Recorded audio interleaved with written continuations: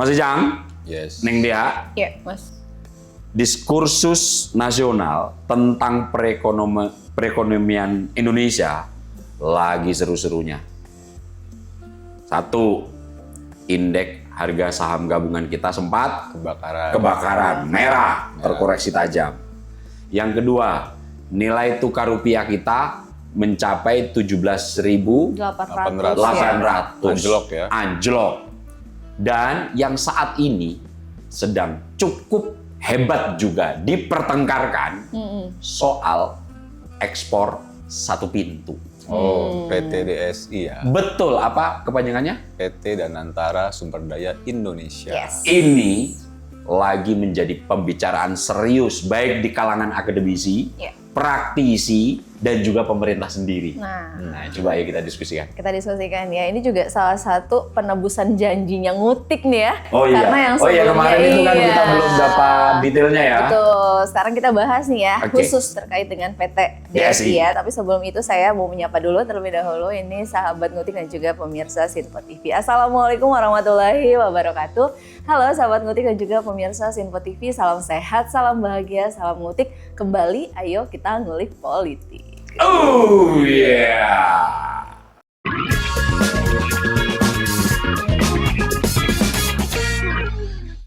Baik sahabat Ngutik dan juga pemirsa Sinpo TV, di episode kali ini kita akan membahas mengenai PT DSI atau PT Danantara Sumber Daya Indonesia, di mana memang Indonesia ini kembali memasuki babak baru dalam pengelolaan sumber daya alam dengan menyiapkan PT Danantara Sumber Daya Indonesia atau DSI yang sempat sebelumnya saya sebutkan.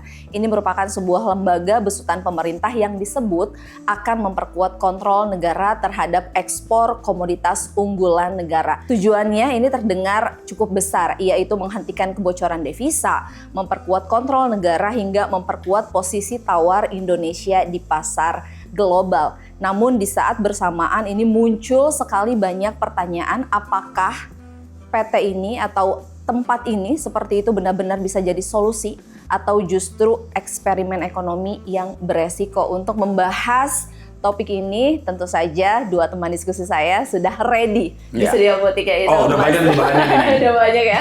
Mas Aam atau Mas Abdul Hakim dan juga Mas Icang atau Mas Tirdi Chang. Ya, Mas Aam, Mas Icang, ini bahan terkait dengan PT DSI tadi Mas Aam bilang ini katanya sudah banyak seperti itu ya yang dicatat. Namun kemudian Mas, pertanyaan dasar yang ingin saya tahu terkait dengan PT ini adalah kenapa kemudian pemerintah merasa perlu membuat atau membentuk PT DSI ini. Jadi mungkin dari ulikan Mas Ab dan Mas Icang nih begitu, barang apa sih PT DSI ini betul, dan fungsi utamanya itu apa sih Mas? Coba terkait dengan lo PT punya DSI ulikan ini? apa tentang DSI ini, Jang? Oke, sebelumnya mula-mula kita disclaimer dulu, Mas. Apa? Kalau kita bukanlah ekonom. Oh iya. Idem. Kita itu lebih membahas dari heavy ke public policy. Oke, atau biasa dulu coba gue ingatkan lagi, kita melakukan analisis dengan konsep Anabel. Anabel. Apa itu? Analisis gembel. Nah, ekonom dadakan. Ekonom dadakan. Ya, silakan Mas. Kita nggak punya background ekonomi, masih Cang malah backgroundnya sastra. Kita mencoba karena ini masih menyangkut terkait kebijakan publik, Cang. Iya. Fokus di kebijakan publiknya, Cang. Iya, Oke. betul. Tapi ya sedikit-sedikit lah, kan kita pernah belajar 1-2 semester tentang ekonomi dasar nanti kita bahas ya. Nah, Coba lo kasih uraiannya. Ya, silakan Tadi Mas. kan Mas Ab sudah menyebut ya, ini ekonomi lagi jadi bahan pergunjingan. Ya. Kunjingan. Mulai dari kurs rupiah kita yang anjlok, Ya. ya kan, IHSG yang kebakaran. Gua rasa kan itu juga salah satu mungkin jangka pendeknya ke situ arahnya. Kemana itu? Ya, Ke perbaikan itu DSI ya? Ini, iya, karena kan kita tahu Mas, banyak capital flight kan Mas ya. Oh iya. Itu, tapi justru gua lebih tertarik untuk melihat jangka panjang. Apa itu? Ya ini Mas, pertumbuhan ekonomi. Apa poin lo yang ingin diurai dari pertumbuhan ekonomi sama DSI? DSI. Relevansinya apa? DSI itu Mas, dia kan disiapkan menjadi badan pengelola ekspor satu pintu. Oke. Berarti kita menyasar di ekspor. Oke. Karena kita tahu kalau ini kan ini ya apa ya, ekonom 101 ya, basicnya. Apa itu pertumbuhan ekonomi? Relevansinya di mana itu? Pertumbuhan ekonomi itu sama dengan pertumbuhan PDB, Mas. atau produk domestik bruto. Apa itu PDB? Rumusnya itu kan sederhananya, ini paling simplifikasi ya. C plus I plus G plus ekspor minus impor. Coba tulis dengan cepat, tampilin di sini. Apa tadi? PDB sama dengan C. C itu apa? Konsumsi. Konsumsi. Ya. Ini. Plus I. PDB I. Investment atau investasi. Investasi.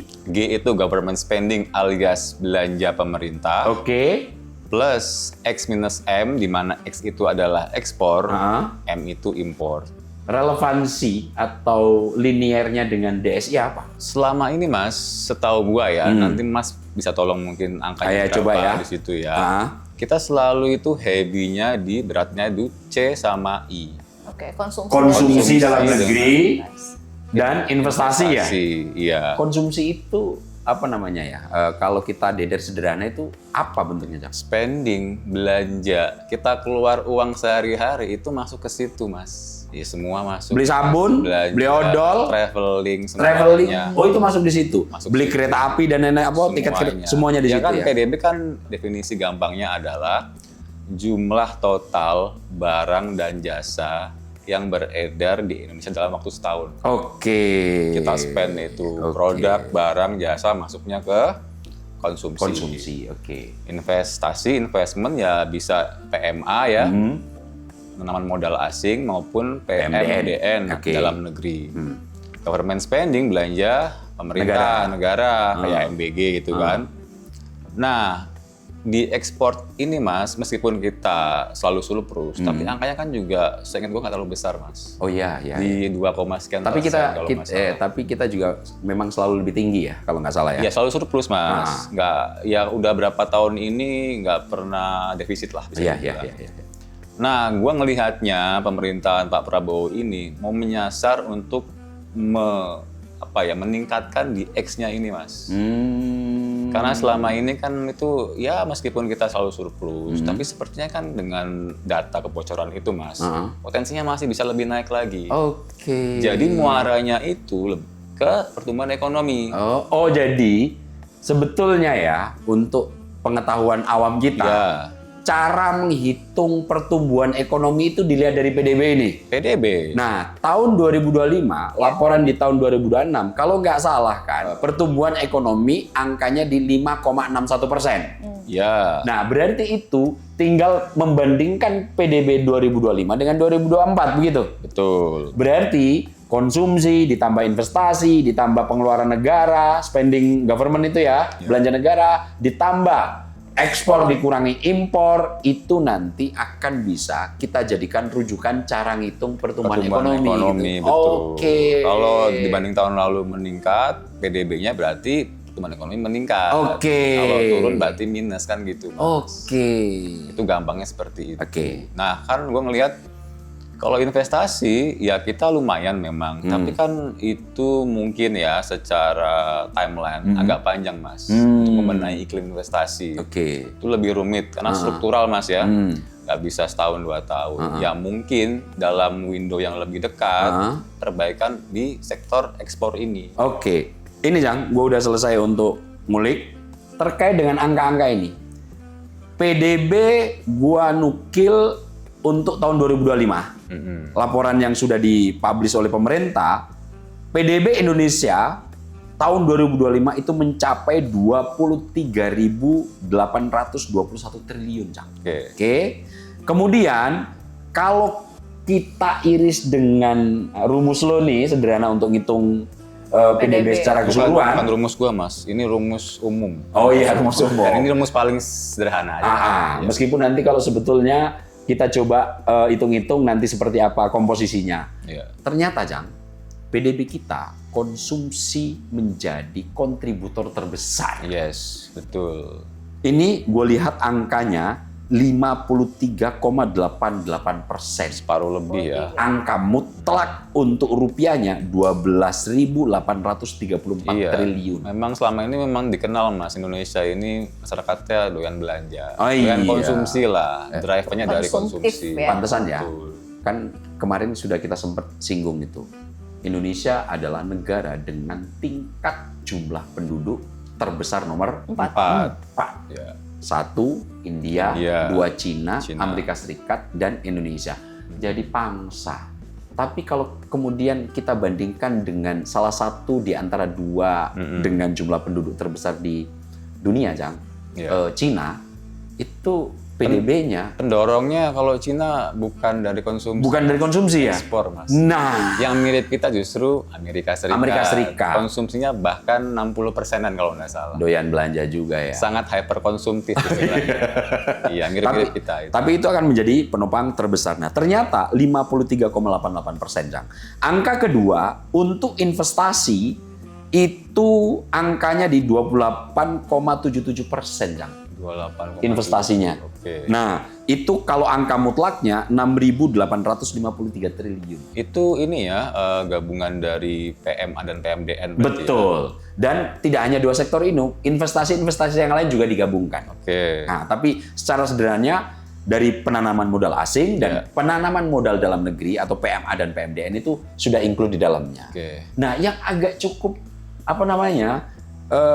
kaget gua melihat government spending, Jang. Ya, ya. Selama ini yang gue dengar di media, Ya.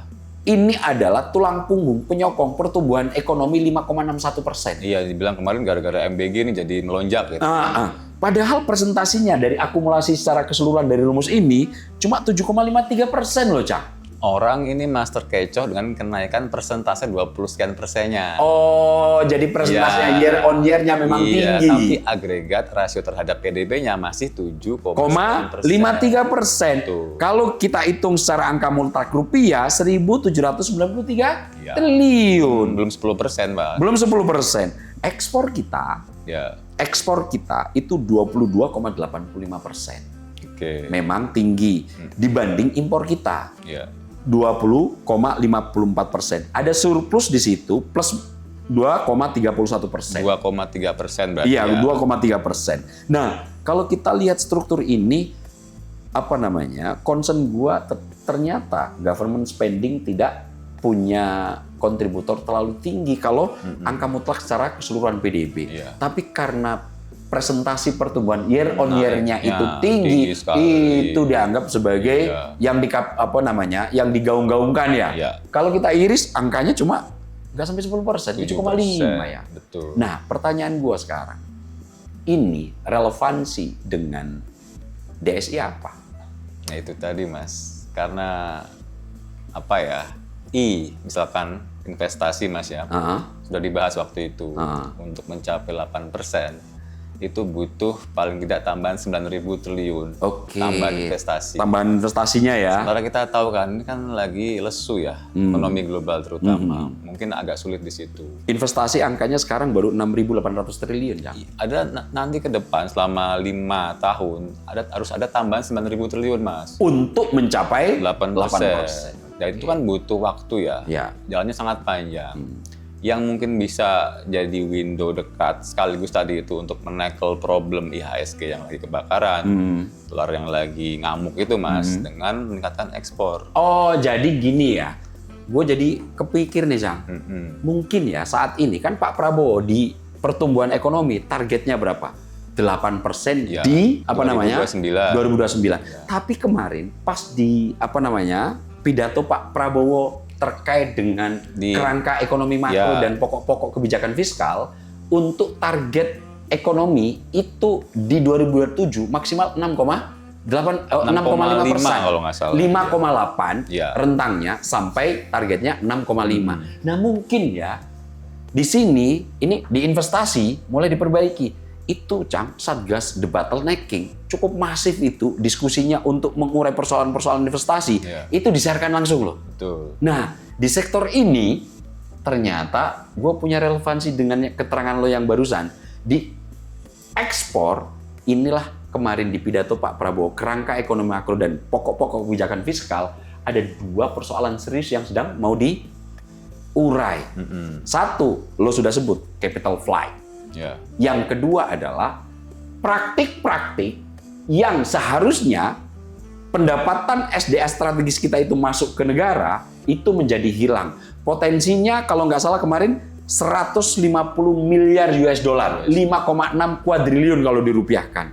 Nah, coba mungkin apakah kemudian ini nanti ada pengaruhnya terkait dengan pertumbuhan ekonomi yang ditarget Pak Prabowo 2029 8%, yang kemudian nanti transisinya di 2027 ini kerangka ekonomi makro, Neng, yang kemarin sudah kita bahas, ada di angka rentangnya 5,8 sampai 6,5% pertumbuhannya. Nah, jika tadi Mas Icang bilang di I-nya dalam 5 tahun ini kita bisa up angkanya menjadi tambahan ada 9.000 triliun, dan nanti di X-nya potensi kehilangan itu dan capital flight-nya itu nanti bisa ditahan, mungkin rupiah nggak akan sehancur sekarang. Iya, bukan berarti bahwa investasi itu tidak difokuskan. Ini kan paralel aja, Mas. Tetap pasti tetap jalan, digenjot. Tapi kan kalau kita mau lebih ambisius, semua komponen harus kita benahi gitu loh, Mas. Oke. Jadi terus jalan, targetnya terus digenjot, tapi juga ekspor ini juga penting sekali karena setelah data, Mas ya. Kalau kata Pak Purbaya itu ada AI-nya udah ngitung. Kita sudah mencatat di negara tujuan ekspor seperti apa, itu nggak pernah sinkron angkanya, Mas. Di situ. Oke, dan ini akhirnya DSI akan mencoba untuk jadi jawaban. Tapi bentar, Jang. Kita serahin ke Neng Tia. Betul Segmen sekali. kedua kita urai lebih jauh. Kita urai lagi ya. Tapi kalau misalnya kita bicara lebih jauh nih Mas terkait dengan PT DSI ini gitu ya. Kalau misalnya kita kemudian membayangkan jika PT DSI ini berjalan penuh, ini nampaknya begitu bukan cuman akan menguntungkan negara aja, tapi juga terkait dengan pelaku usaha, kemudian investor, bahkan pasar global hingga eksportir. Nah kemudian Mas, kalau misalnya pertanyaannya tadi kan Mas Icang juga sempat bilang begitu ya, bahwa PT ini merupakan pengelolaan ekspor di satu pintu. Ya, nah, tunggal gitu ya. Kalau misalnya semua ekspor itu harus lewat satu pintu, Mas, apakah ekonomi Indonesia akan semakin kuat atau justru akan semakin rumit? Nah, di segmen selanjutnya kita akan bahas juga terkait itu ya, Mas Ab dan juga Mas Icang, sahabat Ngutik dan juga pemirsa Sinpo TV. Jangan kemana-mana karena sesaat lagi kami akan kembali. Pastikan tetap di Ngutik, Ngulik Politik.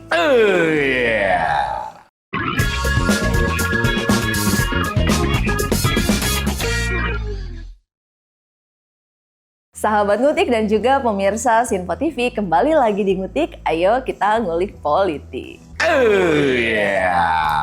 Baik sahabat Ngutik dan juga pemirsa Sinpo TV, di Ngutik masih bersama dengan teman diskusi saya, ada Mas Aab dan juga Mas Icang. Kita akan kembali ini membahas kali ini episodenya tentang PT DSI atau PT Danantara Sumber Daya Indonesia. Di mana memang PT ini begitu Mas ya, PT DSI ini disebut sebagai alat untuk memperkuat kedaulatan ekonomi nasional.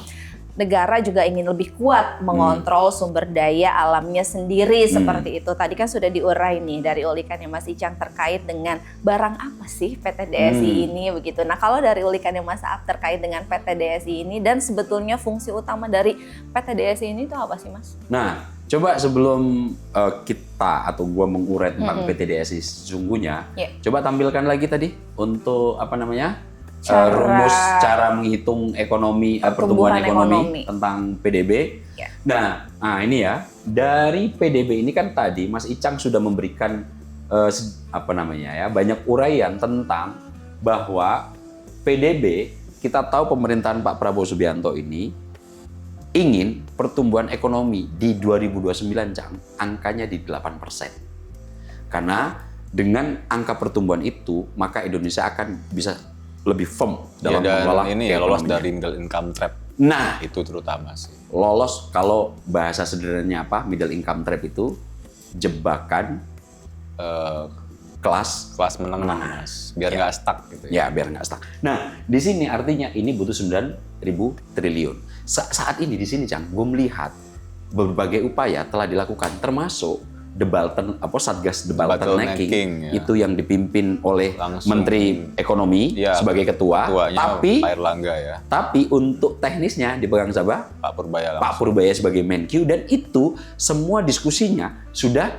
dilakukan secara transparan tuh. The Bottlenecking ini urusannya apa diurai. Gue pas ngelihat itu mungkin ini salah satunya memperbaiki dalam rangka menaikkan investasi di angka 9.000. Nah, tadi lu kan bilang di sini, Cang. Ekspor yang selama ini ternyata masih banyak mengalami kendala. Satu, capital flight, dana kita keluar. Dan yang kedua adalah ada praktek under invoicing, ada transfer pricing dan penyelundupan. Ini kayaknya yang menjadi perbaikan total. Nah, data Cang yang gue lihat akhirnya latar belakang untuk DS ini muncul setidaknya 4 hal. Gue udah bikin catatan. Nomor 1, DSI itu dibentuk karena pemerintah ya.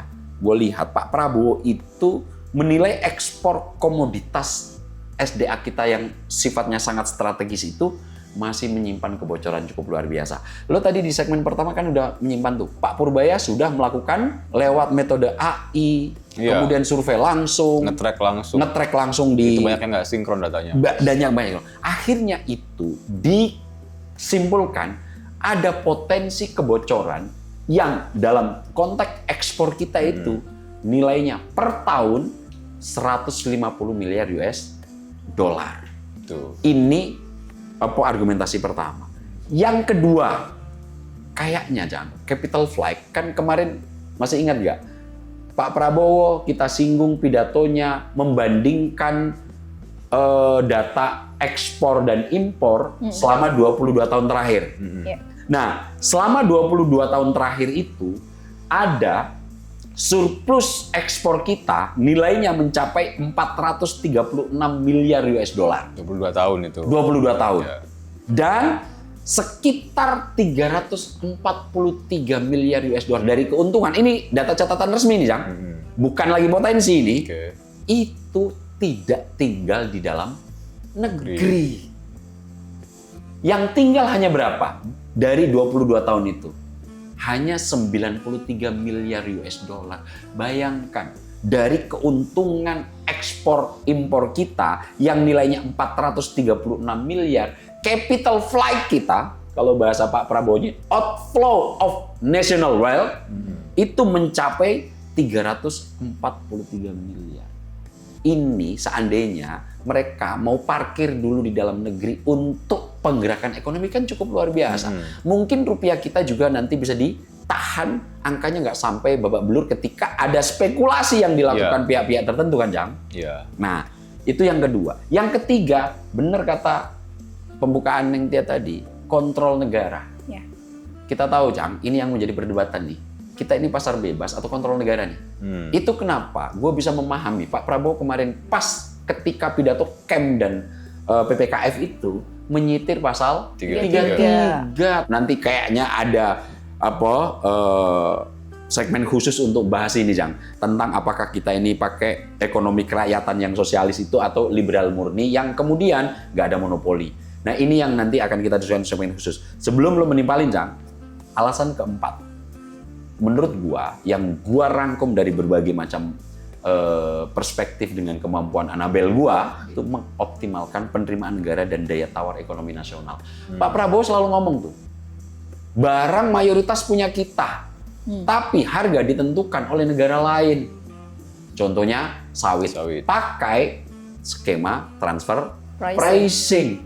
Nah, yang kayak begini nih intinya, gua melihat ya, DSI dibentuk karena Pak Prabowo gue lihat ingin menutup kebocoran SDA strategis yang tadi kita sudah urai itu tadi, capital flight-nya sampai 343 miliar US dollar, kemudian potensi jika under pricing, under invoicing, transfer pricing, penyelundupan itu bisa bisa dideteksi secara baik. Hanya dari 3 komoditas sudah dicek itu sama Pak Purbaya, potensinya sampai 150 miliar US dollar. Artinya apa itu? 5,6 ribu kuadriliun. Nah, dengan satu juga ingin menahan devisa lebih lama, Cang. 93 miliar. Dan kemudian memperkuat kontrol negara dan mengoptimalkan penerimaan negara dari potensi kekayaan alam. Intinya, selama ini ekspor kita gede, Cang.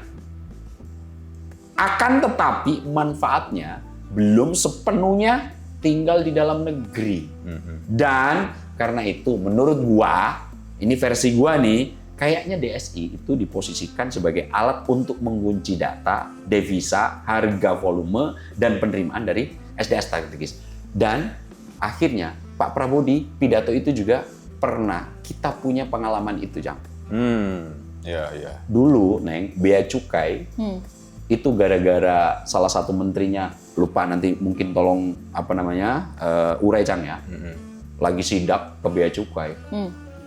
Gajinya sudah dinaikin ratusan persen, masih leha-leha. Nah, waktu itu akhirnya bea cukai di-outsource-kan. Lama itu.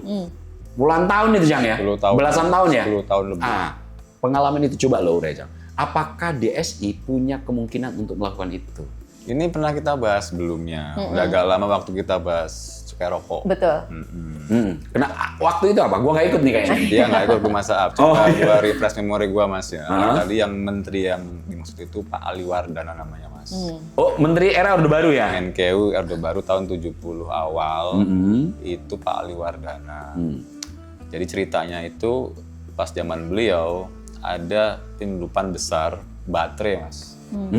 Baterai diselundupkan. Oke. Akhirnya beliau itu sidak di situ, menemukan itu orang-orang lagi layah-layah lah, nggak kerja serius gitu kan ya. Padahal kalau nggak salah baru dinaikkan gaji sekian persen, baru mau gue udah sebut. pula, gitu kan. Akhirnya di situ beliau mutasi lah besar-besaran, sebagian juga diganti pemimpinnya, Mas. Itu berlanjut sampai tahun 80 awal. Tahun berapa itu, Jang? Kalau nggak salah, untuk di-outsource-kan gara-gara kasus itu ya? Kalau itu udah di zaman penerusnya, Mas. Jadi Pak Ali Wardana ini kemudian jadi Menko Ekonomi. Oke. Menko-nya dijabat oleh Pak Radius Prawiro. Mungkin pernah dengar nama itu kan, Pak Radius Prawiro itu. Di tahun 85, Mas, baru itu di-outsource-kan. Karena setelah dimutasi, diapa-apain, angkat tangan, Mas. Nggak banyak perubahan. Wah, itu kayak cancernya udah nggak bisa hilang tuh ya? Dan ingat, ini di zaman era Pak Harto lagi kuat-kuatnya, Mas. Tahun 80-an kan. Itu aja nggak bisa ngapa-ngapain? Bendera putih, Mas. Beyond repair istilahnya mungkin ya, susah diperbaiki. Akhirnya itu mereka meng-outsource-kan sebagian kewenangan bea cukai kepada perusahaan Swiss namanya SGS. Oke. Saya lupa singkatannya, nanti dicari aja ya. Apa ya SGS? Bahasa Prancis. Susah nyebutnya. Societe Generale de Surveillance. Aduh, Semacam itu itu. nggak tahu itu pelafalannya benar atau cuma nggak ya? Iya, betul. Itu kan semacam perusahaan inspektor. Sorry, intermezzo. Kan pelafalan Prancis itu agak cukup sulit ya. Carrefour itu apa tuh? Carrefour. Itu artinya perempatan. Carrefour. Jadi intinya ini inspektor, verifikator juga, sertifikator juga, Mas. Akhirnya itu impresnya itu tahun 85, Mas. Oh, tahun 85? Sampai tahun 95. Loh, kok Dan selama itu? Berapa tahun itu berarti? 10 tahun. 12 tahun dong? Enggak, 85, 95, 10 tahun. Oke. Baru efektif kembali full itu 97. Oke. Jelang reformasi. Bayangkan di era waktu itu Pak Harto yang super power aja, beliau sampai harus meng-outsource bea cukai, Mas. Jadi gua rasa bisa jadi ini kayak semacam history repeats itself ya. Pengulangan sejarah mungkin. Kita tahu kan sempat waktu itu ada upaya lah untuk memperbaiki bea cukai. Tapi sayangnya, Mas ya, belakangan kita dengar kabar tidak sedap ya. Soal bea cukai sudah ada 4 tersangka, Mas. Oke. Nah itu mungkin ya apa ya, perlu terobosan baru lah. Oke, breakthrough ya. Breakthrough ini. Cuman Mas, mungkin di sinilah kita akan bisa mulai agak berbeda jalan nih. Apa? Kalau gua pribadi ya, oke lah, ini secara niat, Mas ya, dan tujuan. Nggak ada yang menyangkal, Mas, ini baik. Untuk mendirikan DSI ini. Tapi gue melihat respons pasar gitu ya, kebanyakan skeptis, Mas. Kenapa mereka skeptis? Yang pertama, tadi kan gue bilang, mereka bahkan ada yang bilang begini, Mas, kami bisa memahami pemerintah sekarang lagi butuh banyak devisa, valuta asing segala macam ya, karena kan BI sudah intervensi dolar udah terkikis banyak, Mas ya. Iya. Nggak meragukan itu, kami bisa paham. Tapi Mbok Yao katanya, ini kami disampaikan terlebih dahulu. Oke. Nomor 1 adalah komunikasi, Mas. Oke. Kita belum ngomongin implementasi nih ya. Iya. Ini buat sebagian pelaku usaha. Kaget, Cang. Kaget, shock banget lah di situ. Yang kedua ya skeptis soal implementasinya, Mas. Oke. Karena Mas Saab tahu, yang tidak tahu, apa yang paling dibenci oleh pelaku ekonomi? Apa? Ketidakpastian. Uncertainly. Iya kan dia bilang, kami nggak masalah kok kalaupun ada kebijakan baru. Tapi kan kami harus hitung ulang nih. Jangan kemarin bilang A, sekarang bilang B. Oke. Itu musuh banget, Cang ya? itu ketidakpastian mereka kan pasti harus ngitung ulang semua Mas, waktunya dihitung, biayanya dihitung, profitnya jadi berubah apa gimana skemanya gitu kan. Dan juga ekosistem yang terbentuk Mas, itu akan terdisrupsi juga Mas. Oke. Ada mungkin di sana itu ya shippingnya gimana ya kan, financial structure-nya yang berubah juga ya kan, brokernya juga mungkin terganggu juga. Karena kan gue juga punya teman Mas, dia di bidang forwarder gitu kan. Oke. Semacam Apa keluarnya? broker untuk customs yang tidak pastian Mas. Oke. Dan dia langsung agak keras sih. Ini berarti monopoli, Cang, dia bilang. Jadi memindahkan birokrasi satu pintu. Iya kalau ini efektif ya kan. Kalau nggak salah kan Pak Erlangga udah ngomong ya. Sementara ini DSI akan jadi co-eksporter ya. Ya. Jadi kayak semacam eksportir bersama gitu kan. Itu kan ada administrasi. Returnnya gimana itu loh? Satu atau dua kan itu udah mulai ada kerumitan administrasi di situ aja paling sederhana seperti itu. Tapi ya memang sebelum kita ngomong implementasi Mas, komunikasi juga penting loh Mas. Setuju. Gue lihat orkestrasi komunikasi mungkin belum optimal ya. Misalkan kita baca berita narsumnya Menteri Keuangan bilang apa, misalkan waktu itu Pak Pandu Syarif bilang apa, mungkin masih belum serempak kalau gue lihat di situ. Lagi-lagi pengusaha itu sebenarnya kita nggak masalah kok untuk regulasi gitu kan. Niatnya kita bisa lihat baik, tujuannya baik. Tapi itu kalau itu ada sinyal baru ketidakpastian, mereka pasti akan terganggu di situ, Mas. Nah, gue denger sih sebetulnya, Cang ya. Gue nggak tahu ini strategi atau apa yang dipikirkan pemerintah. Secara historis ada memang tapak tilasnya dari model-model badan semacam ini. Waktu itu Surveyor Indonesia kalau nggak salah satunya menjadi petugas untuk mendata nilai impor ekspor kita. Untuk ekspor untuk komoditas-komoditas tertentu, tapi untuk impor biar bea cukainya masuk, Cang, biar nanti benar-benar pendapatan negara maksimal dari sektor itu lebih banyak di sektor itu tuh Surveyor Indonesia. Namun kemudian meskipun ada nilai historis, komunikasi, nggak tahu ini strategi pemerintah atau bagaimana, memang sebetulnya sudah menurut informasi yang gue dapat udah setahun terakhir dibahas. Nah, lagi-lagi mungkin ya strategi mensyiarkan ini dipantik oleh presiden. Memang mungkin ya kita sudah nyaman dan lain-lain, tiba-tiba ujuk-ujuk ketidakpastian muncul kembali. Mungkin keresahan-keresahan ini harus dijawab nih sama DSI ya. Kemarin kan pas pidato itu kan kayak bom nuklir itu, pas diumumin badan ekspor itu kan. Dan akhirnya di hari itu juga banyak membahas terkait ini. Nah, untuk diskursus ini kita nanti diskusikan di segmen ketiga, Cang. Nah, gue nanti akan urai beberapa diskursus yang mencuat di publik. Nanti lo urai satu-satu.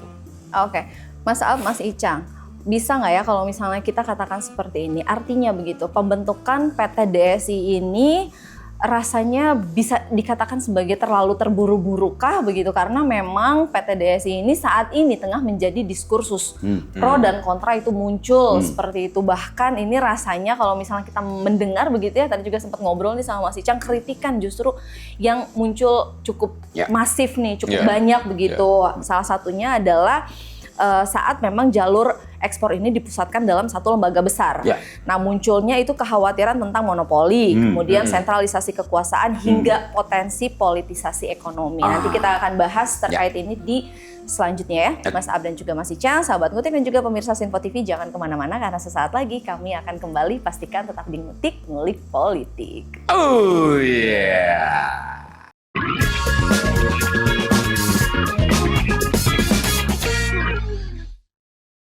Sahabat Ngutik dan juga pemirsa Sinpo TV, kembali lagi di Ngutik, ayo kita ngulik politik. Oh yeah. Oke, sahabat Ngutik dan juga pemirsa Sinpo TV, saya akan melanjutkan diskusi di episode kali ini tentu saja bersama dengan Mas Ab dan juga Mas Icang. Kita masih akan membahas terkait dengan PT DSI atau PT Danantara Sumber Daya Indonesia, di mana memang PT DSI ini sedang menjadi diskursus, pro dan kontra muncul, kritikan juga ini rasanya begitu Mas ya, bermunculan sekali. Nah, di antaranya ini kalau misalnya begitu Mas ya, pembahasannya adalah seperti ini. Kalau satu lembaga ini memegang kontrol besar atas ekspor sumber daya alam Indonesia, kemudian Mas, yang jadi pertanyaan ini siapa yang untung, siapa yang terancam?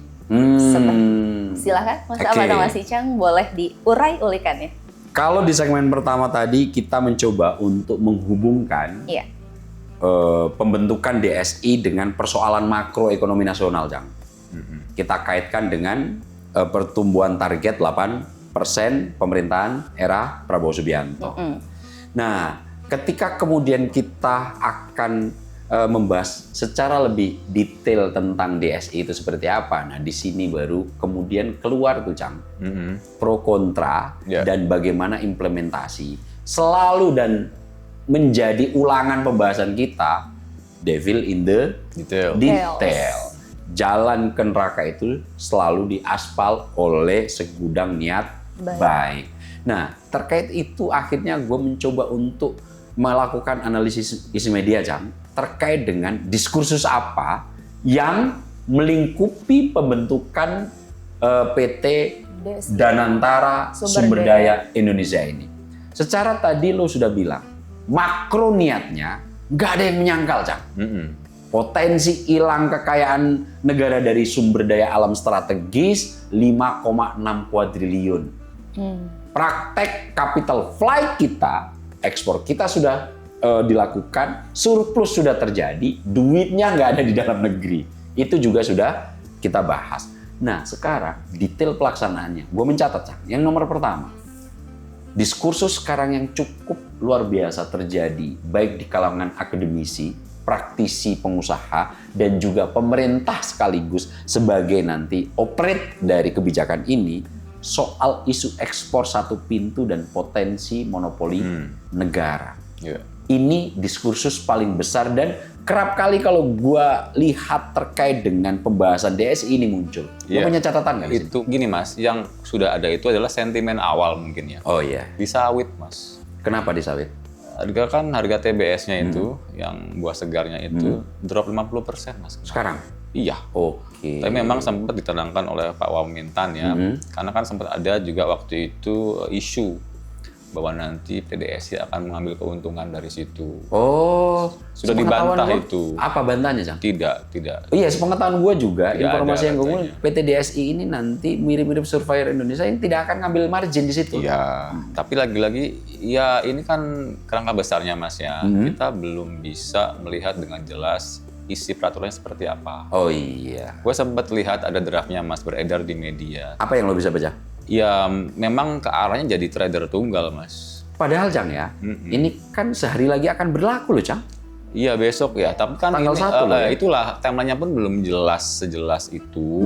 Tadinya kan katanya dari Juni sampai September transisi. 3 bulan ya. Iya, tapi Juni, direvisi Juli. lagi tuh sampai Desember. Oke. Itu aja masih membuat pertanyaan banyak pelaku ya. Bahkan sempat ada yang bilang, saya lupa siapa itu. Kita nggak apa-apa deh peraturannya berat, tapi ada kepastian, Oke. tapi definitif. Daripada peraturannya mungkin baik nih, tapi kita juga nggak tahu nih kapan berlakunya seperti apa gitu loh. Nah, ini terkait dengan diskursus kedua yang gue tangkap dari analisis isi media gue, Cang. Yaitu soal isu kepastian kontrak dan gangguan bisnis. Oh iya, itu kan ada istilahnya tuh Mas ya. Apa? Sanctity of contract, kesucian kontrak Nah. harus dipatuhi itu. Nah. Karena kan mereka sudah punya ekosistem kontrak sendiri. Dan ada yang jangka waktu yang panjang. Itu kan sangat mengaruhi kondisi finansial pengusaha, Mas. Oke. Jadi ya menurut gua harus hati-hati lagi nih sekarang. Karena kan transisi ini memang kalau nggak salah ya, koreksi kalau gua salah Mas ya, DSI masih jadi kayak semacam administratur aja. Iya, arbitrase lah. Iya, jadi kontrak yang udah running ya silahkan. Silakan. Tapi catat di kita ya, dominasi di kita kayak gitu. Nah, itu kalau gua reflek ke tadi yang lo cerita Bea Cukai sempet di outsource kan, mungkin salah satu mirip-mirip gitu kayaknya fungsinya ya. Bisa jadi. Bisa jadi ya. Cuman kan ini juga pertanyaan pribadi gua nih Mas. Gue juga ada rasa skeptis. Apakah DSI ini disiapkan untuk jadi ad hoc aja atau permanen? Nah, itu juga belum ada ketahuan. belum ketahuan ini. SGS kan memang ya di outsource, tapi kan terbukti ya 10 tahun akhirnya dikembalikan. Baru tahun 97 tuh sepenuhnya ke Bea Cukai. Nah, iya, karena itu juga awal-awal ekonomi kita kontraksi Betul. sampai menjadi pemicu Krismon 98 itu ya. kan. Iya, kita belum tahu nih apakah gue kebayangkan jangan-jangan nih Mas jadi kayak KPK baru. Kan Tapi kan KPK badan ad hoc, kami sekarang belum. justru itu niatnya kan ad hoc Mas, sementara yang struktural diperbaiki ya. Oke. Kejaksaan, polisi. Oh, ini juga sepertinya harus mendapatkan jawaban dari pemerintah nih. Oh betul, karena kan ya kita tahulah mungkin niatnya adalah sementara bea cukai ini nggak perform, bikin baru nih terobosan. Oke. Tapi bea cukai ntar ngapain gitu loh, ya kan? Apakah nanti bakalan dilapisin apa dengan DSI ini? Oke. Apakah jadi kayak mitranya aja? Memang sekarang masih cuma tiap komoditas Mas ya. Nah itu dia. Komoditas 3 komoditas itu sawit, Iya. batu bara, dan velo alloy. Atau paduan Paduan besi. besi. Kita belum tahu apa nanti ada perluasan karena sempat ada tuh kayak semacam tipis-tipis. Nanti akan kita pertimbangkan komoditas lain. Oh, Itu oke. hal-hal yang semacam inilah mungkin jadi sinyal negatif buat para pelaku usaha. Oke. Yang sekarang aja kita belum jelas gimana peraturannya, limit-limitnya gimana. Sementara mereka udah mulai berasa terguncang ekosistemnya, Mas. Oke. Ini juga harus menjadi catatan kritis kita nih soal bagaimana di sektor isu kepastian kontrak dan gangguan bisnis. Ini pemerintah memang dalam konteks untuk mengaplikasikan kebijakan DSI ini harus banyak rentetan penjelasan yang harus segera diedarkan ke makanya waktu publik. itu kan Pak Erlangga ya yang di audiensi sama pengusaha. Di situ lumayan kenceng, Mas. Apa Ya yang terjadi? intinya sih mereka mempertanyakan, ini kok kami sebagian baru tahu gitu kan. Terus akhirnya kan ya mereka akhirnya terupdate lah ya di situ. Tapi kan baiknya kan harusnya ini jauh-jauh hari dulu Mas audiensi kayak gini. Gitu. Meskipun tadi udah gua uraikan informasi yang gue dapat, sebetulnya ini udah setahun terakhir. Ya, tapi mungkin kan terbatas ya iya. stakeholdernya ya gitu. Ya. Yang ketiga, Cang, isu yang beredar dari analisis isi media gua, ini soal tata kelola dan transparansi DSI. Lo punya catatan nggak? Ya itu. Yang paling menarik kan sebenarnya ditunjuknya ini ya WNA itu ya. Nah itu maksud Di gua. rootnya ya. Dan Apakah ini jawaban terkait dengan tata kelola dan transparansi? gua rasa bisa ke arah sana ya. Karena terbukti pas gua cek per hari ini, gua Google itu nggak muncul lagi namanya, Mas. Asumsi lo kenapa? Ya di gatekeep, dijagain kayaknya sih. Iya. Dijaga biar steril mungkin ya. Tapi kan beliau, Pak, siapa namanya? Luke Thomas Mahoney ya? Iya. Nggak sendirian nanti, Mas. Kalau nggak salah istrinya orang Indonesia itu, Cang. Oh gitu ya. Ah. Ya maksud gua oke lah kalau kita bisa menjaga beliau. Tapi kan ini kan kerja kolektif ya. Kita belum tahu nanti turunannya peraturan seperti apa. Mungkin di Kemendak seperti apa. Lagi-lagi ini soal koordinasi, Mas. Yang harus ya serempak itu. Dari mulai komunikasinya, implementasi teknisnya ya kan. Karena kan ya pengusaha itu sangat-sangat terganggu, Mas, kalau ada mekanisme yang berubah-ubah. Iya ya. Lagi-lagi tadi musuh dari pengusaha apa tadi lo? Ketidakpastian. Ketidakpastian. Uncertainty itu. Nah, untuk isu berikutnya dari diskursus analisis isi media gua, dampak ke pasar dan harga komoditas. Tadi lo sudah sedikit menyinggung. Lo ada tambahan apa terkait diskursus ini?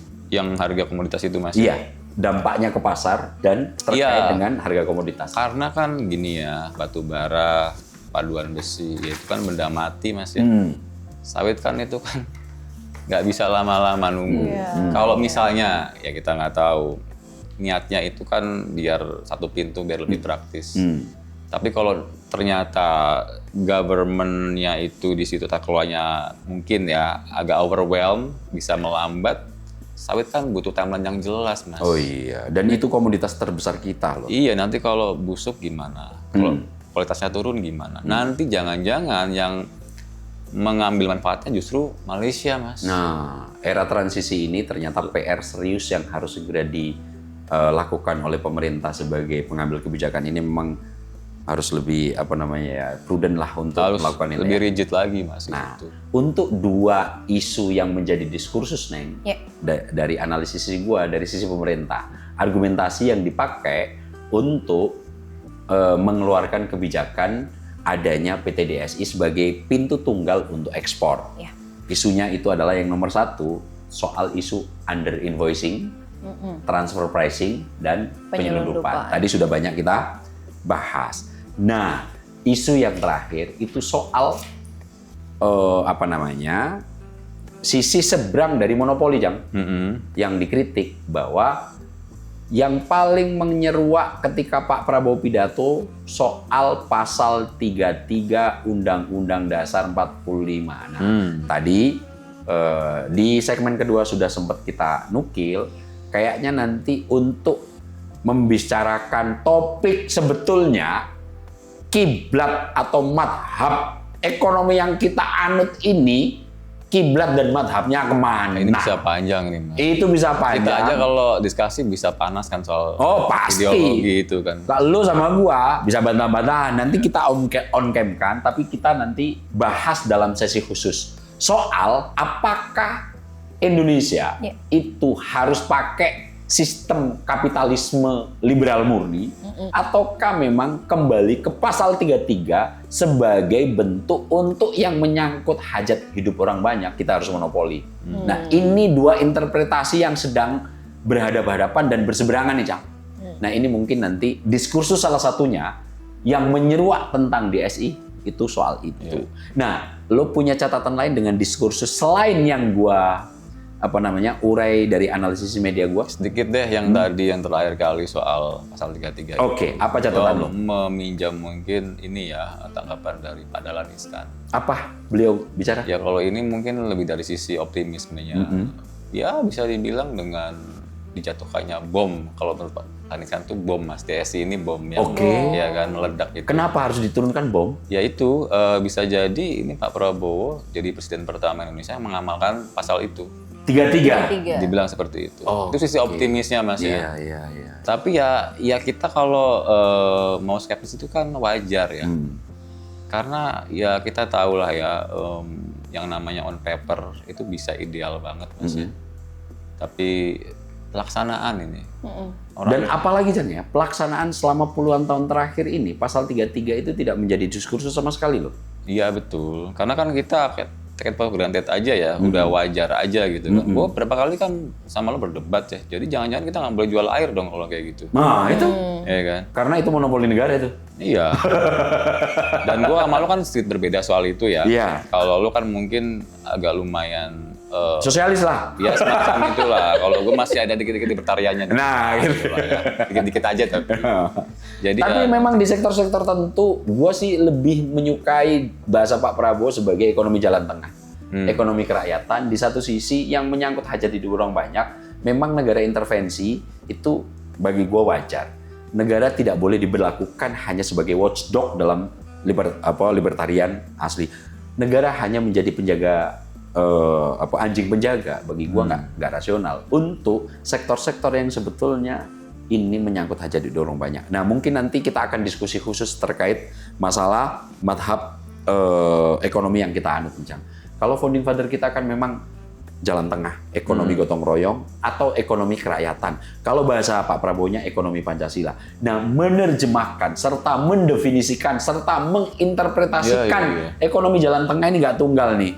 Itu perspektifnya bisa kemarin gue sama Mas Icang berdebat sampai malam itu soal itu. Nggak ketemu. Mana kanan mana kiri aja kita bisa beda. Oh, bisa beda itu. Kanannya Amerika, kirinya Indonesia. Itu panjang sekali. Nah, tapi di luar itu, catatan terakhir loh, Cang, tentang DS ini apa? Ya, semuanya akan bermuara pada satu kata aja, Mas. Trust. Kepercayaan. Itu yang harus ditumbuhkan ya. Karena kemarin itu kan mungkin sudah mulai dilakukan. Pak Prabowo pasti sudah juga dinotis ya. Pak Luhut kan sempat minta maaf ke para pengusaha ya. Di Singapura itu kan. Karena memang iklimnya lagi nggak baik-baik aja. Nah, tolong ini momentumnya dimanfaatkan. DSI itu dijelaskan secara seterang benderang mungkin ini barang apa sih.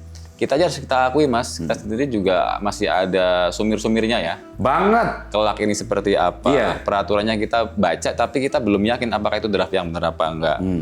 Jadi ketika pemerintah bisa menjelaskan dengan baik, orkestrasi dengan baik, jadi serempak, jangan si A bilang apa, si B bilang apa, itu akan menumbuhkan kepercayaan itu. Ini harus kita pulihkan kepercayaan. Lagi-lagi komunikasi ya. Komunikasi itu penting. Kalau dari Mas Aap, silakan. Gua akan mencoba untuk berdiri di tengah. Gimana maksudnya? Jadi gue lihat Pak Prabowo untuk mendirikan DSI ini karena Pak Prabowo, gue lihat ya, ini pandangan pribadi gue, Cang. ingin negara tidak lagi hanya menerima laporan ekspor SDA. Selama ini kan begitu, Cak, yang dikritik Pak Prabowo. Negara itu hanya menerima laporan. Tetapi negara juga ikut mengunci pintu datanya. Data ekspor impor sudah dikeluarkan Pak Prabowo, datanya ternyata beda dari yang diterima negara dengan realisasi di lapangan. Kemudian mengawasi transaksinya, mengontrol devisanya, dan memastikan penerimaan negara tidak bocor. Sudah kita bahas di segmen 1, segmen 2. Tapi diskursus publiknya tajam. Kenapa? Karena DSI berada di titik yang sangat sensitif. Nah, gue mencoba untuk mewadahi suara dari kalangan pengusaha. Ini ada perdebatan antara kedaulatan ekonomi dan risiko sentralisasi ekspor. Pendukung yang berada di sisi DSI sebagai alat pembasmi under invoicing dan memperkuat penerimaan negara. Itu argumentasinya. Pengkritiknya, Cang, melihat potensi masalah ada pada monopoli.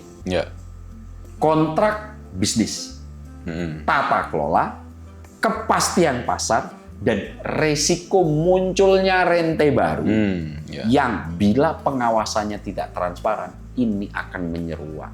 Jadi, gua mengamini apa kata Mas Icam, secara makro ini sangat ideal, sangat baik, akan tetapi detailnya segera pemerintah memberikan penjelasan secara lebih terang benderang. Jangan sampai niat baiknya ini malah menjadi bumerang, ada birokrasi kelas berat baru. Itu malah jadi backfire nanti. Oke, Mas Ab dan Mas Icang, terima kasih banyak atas ulikannya di episode kali ini. Sayangnya kita harus menyudahi karena juga waktu sudah habis. Mungkin sedikit untuk closing ini, pada akhirnya perdebatan tentang DSI ini bukan sekedar soal perusahaan baru atau tata niaga ekspor, tetapi tentang arah besar ekonomi Indonesia di masa yang akan datang. DSI atau PT Danantara Sumber Daya Indonesia ini bisa menjadi langkah besar menuju kedaulatan ekonomi nasional, tetapi bisa menjadi ujian besar apakah secara transparan, profesional, dan tetap sehat bagi pasar. Kita tunggu. We'll see apakah DSI ini akan menjadi terobosan atau justru kontroversi baru dalam ekonomi Indonesia. Kita tunggu ya, Mas Ab dan juga Mas Icang. Ini juga kita mau menunggu nih, sahabat Ngutik dan juga pemirsa Sinfo TV, bagi Anda yang ingin kembali menyaksikan tayangan kami, kita tunggu ya di channel kami, di sosial media kami, yaitu Skala Survei Indonesia @SSI Official. Dan juga saya mewakili Mas Ab dan juga Mas Icang pamit undur diri. Wassalamualaikum warahmatullahi wabarakatuh. Salam sehat, salam bahagia, salam Ngutik. Kita sudah selesai ngulik politik.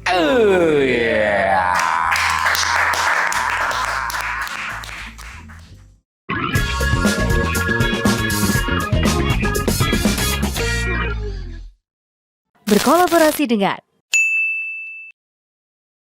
Terima kasih sudah menonton video ini sampai akhir ya. Agar tidak tertinggal video-video kami selanjutnya, yuk jangan lupa tekan tombol subscribe dan nyalakan lonceng notifikasinya. Dan untuk berdiskusi, silahkan tulis pendapatmu di kolom komentar ya.